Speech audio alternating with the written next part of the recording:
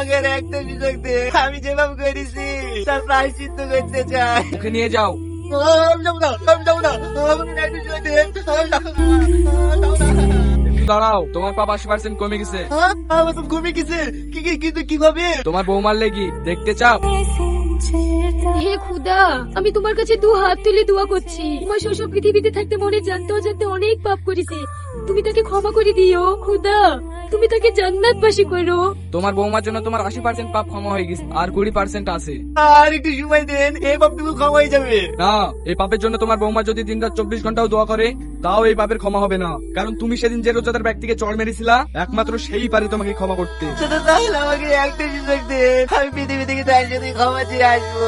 আচ্ছা ঠিক আছে, তুমি যখন বারবার বলছো, যাও, তোমাকে 1 পর সময় দিলাম, দেখো ক্ষমা চাইতে পারো কি। সেদিন তোমাকে আমার চড়বার বিশাল বান্ধব হয়ে গেছে, তুমি আমাকে ক্ষমা করে দাও। ভাই, ও ভাই, আমাকে ক্ষমা করে দাও না, আমি তোমার বানাচ্ছি। বুবু, অফিসে যাচ্ছো? হ্যাঁ, আজ তো শুক্রবার, চলো না সবাই মিলে নামাজ পড়ে একটু আব্বুর লেগে দোয়া করি।